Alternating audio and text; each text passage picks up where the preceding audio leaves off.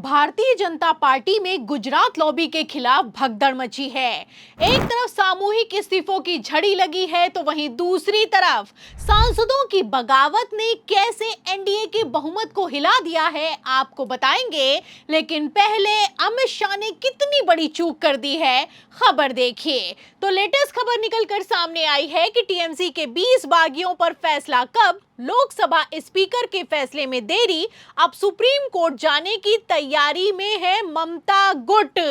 तो आप अच्छे से जानते हैं कि जून के महीने में ममता बनर्जी की पार्टी से 20 सांसद बागी हो गए थे। पूरा मानसून सत्र निकल गया, लेकिन स्पीकर ओम बिरला ने यह फैसला नहीं लिया कि बागी गुट भारतीय जनता पार्टी में शामिल होगा या फिर कि एनसीपीआई में मर्जर होगा। एक तरफ बागी गुट न घर के रहे न घाट की स्थिति में फंस चुके हैं, वहीं दूसरी तरफ मैं आपको बता दूं कि 2/3 सांसदों को लेकर पेच फंस गया है। जाहिर सी बात है कि अगर ममता बनर्जी के 20 बागी सांसदों में से एक ने भी पलटी मारी तो बाकी बचे सांसदों की सांसदी खारिज हो जाएगी। चूंकि 2/3 के हिसाब से भारतीय जनता पार्टी को 20 सांसदों की जरूरत है, ऐसे हालातों में प्रधानमंत्री नरेंद्र मोदी भी घुटनों पर आ गए हैं। मतलब कि एक तरफ मोदी जी ने बागी सांसदों के साथ अचानक से सदन में मीटिंग बुलाई, वहीं दूसरी तरफ अब 4 सांसदों ने स्पीकर ओम बिरला के साथ मीटिंग की है और फिर से पलटी मार दी है। आपको बता दें कि पहले ही टीएमसी के 3 मुस्लिम सांसदों ने बाकायदा ऐलान करते हुए कह दिया था कि हम अब एनडीए के साथ नहीं हैं। फिलहाल पहले ऐलान किया था और अब आप देख सकते हैं कि भगदड़ मची हुई है। एक तरफ विधायक से लेकर सांसद ममता बनर्जी की पार्टी में घर वापसी करने की तैयारी कर रहे हैं, वहीं दूसरी तरफ ममता बनर्जी ने भी मौके पर चौका जड़ा है। ममता ने सुप्रीम कोर्ट जाने की तैयारी कर ली है। अब सुप्रीम कोर्ट में अगर बागी सांसद 20 बागी सांसदों का 2/3 बहुमत पेश नहीं कर पाए तो बाकी बचे सांसदों की भी सांसदी खारिज होने वाली है। एक तरफ एनडीए में भगदड़ मची है, वहीं दूसरी तरफ भारतीय जनता पार्टी की भी हालत खराब दिखाई दे रही है। आपको बता दें कि जब से गृह मंत्री अमित शाह ने सदन में जवाब नहीं दिया, भाषण नहीं दिया, मोदी शाह पूरे मानसून सत्र के लिए सदन से गायब हो गए, उसके बाद से बीजेपी आला कमान की कोई सुनने वाला नहीं है। लेटेस्ट खबर निकलकर सामने आई है कि पंजाब, जहां पर अगले साल विधानसभा चुनाव होने वाले हैं, वहां पर तो सामूहिक इस्तीफे हो गए हैं। 100 से ज्यादा जिला पदाधिकारियों ने अपने पद से इस्तीफा दे दिया है।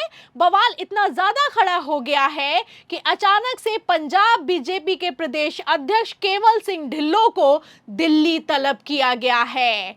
आपको बता दें कि पंजाब को लेकर अमित शाह ने अपनी पूरी ताकत लगा रखी है, लेकिन इन सब के बावजूद भगदड़ है कि थमने का नाम नहीं ले रही है।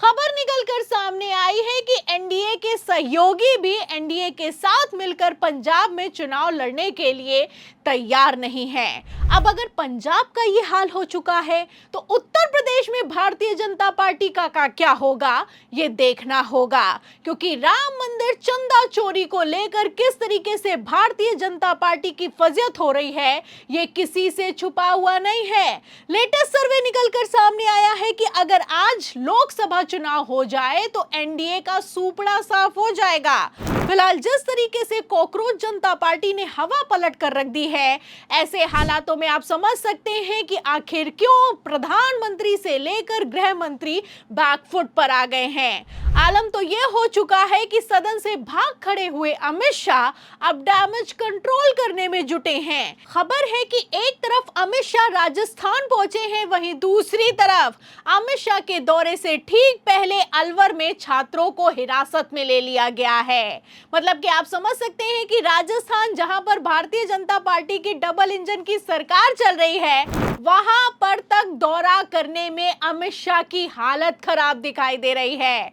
छात्रों के प्रदर्शन से भारतीय जनता पार्टी बौखला रही है। आप इन खबरों से अंदाजा लगा सकते हैं कि किस तरीके से गुजरात लॉबी की हवा टाइट हो गई है।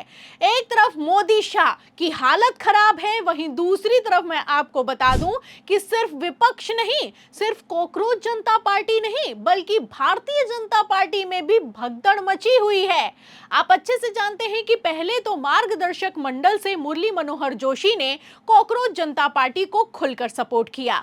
फिर उसके बाद आरएसएस प्रमुख मोहन भागवत का बयान निकलकर सामने आया कि जेनजी तो हमसे बड़ा देशभक्त है, जो आंदोलन हुआ वो एकदम ठीक किया गया है। मतलब कि जिस कॉकरोच जनता पार्टी के आंदोलन ने भारतीय जनता पार्टी की नींव हिला दी, धर्मेंद्र प्रधान का इस्तीफा हो गया, गृह मंत्री अमित शाह की कुर्सी खतरे में बताई जा रही है, उस आंदोलन को आरएसएस तक ने सपोर्ट कर दिया है।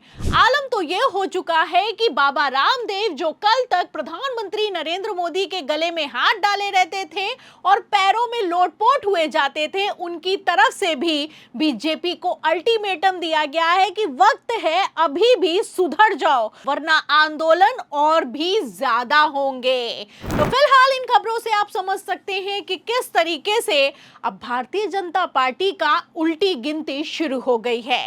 एक तरफ गुजरात लॉबी अपने सबसे बुरे दौर से गुजर रही है, वहीं दूसरी तरफ अब अपनों ने ही खुली बगावत कर दी है। कहा जाता है कि जब नाव डूबती है तो चूहे सबसे पहले भागते हैं। अब कौन चूहा है कौन शेर है, आप अंदाजा लगा सकते हैं। फिलहाल एक तरफ जहां मोदी शाह कॉकरोच जनता पार्टी से लेकर जंतर मंतर प्रोटेस्ट पर बोलने के लिए तैयार नहीं है, वहीं दूसरी तरफ भाजपाई नेताओं ने बीजेपी आला कमान के सब किए कराए पर पानी फेर कर रख दिया है। आपको बता दें कि यूपी के उच्च शिक्षा मंत्री योगेंद्र उपाध्याय की तरफ से बयान निकलकर सामने आया है कि जंतर मंतर पर जरूरी था पैलेट गन का उपयोग। मतलब कि भारतीय जनता पार्टी का सांसद कहता है कि अमित शाह नहीं बल्कि मजिस्ट्रेट के आदेश पर गोली चलाई गई। वहीं जेपी नड्डा कहते हैं कि कोई गोली नहीं चली। उल्टा अब भाजपाई मंत्री कहता है कि जो जंतर मंतर पर पैलेट गन चली है वो जायज है। फिलहाल क्या जायज है और क्या नाजायज है, इसका अंदाजा आप अमित शाह की हालत से लगा सकते हैं। बेचारे अमित शाह बोल पा नहीं रहे हैं, वहीं भारतीय जनता पार्टी के नेताओं ने भद्द पिटवाने का काम किया है। फिलहाल जैसे हालात हैं, जैसे भगदड़ मची है, जैसे सामूहिक इस्तीफे हो रहे हैं, एनडीए में टूट है, ऐसे हालातों में उत्तर प्रदेश के विधानसभा चुनाव और तो और 2029 के लोकसभा चुनावों में बीजेपी का क्या होगा, इन सभी सवालों के जवाब में पूरी रिपोर्ट पर आपको क्या लगता है? क्या कॉकरोच जनता पार्टी का आंदोलन भारतीय जनता पार्टी के नींव की आखिरी कील साबित होगा? जो भी आप सोचते हैं हमें कमेंट बॉक्स में जरूर लिखें। वीडियो को ज्यादा से ज्यादा शेयर करें, हमारे चैनल को लाइक करें, सब्सक्राइब करें, ज्वाइन करें। फिर मिलते हैं अगली खबर के साथ, तब तक के लिए धन्यवाद।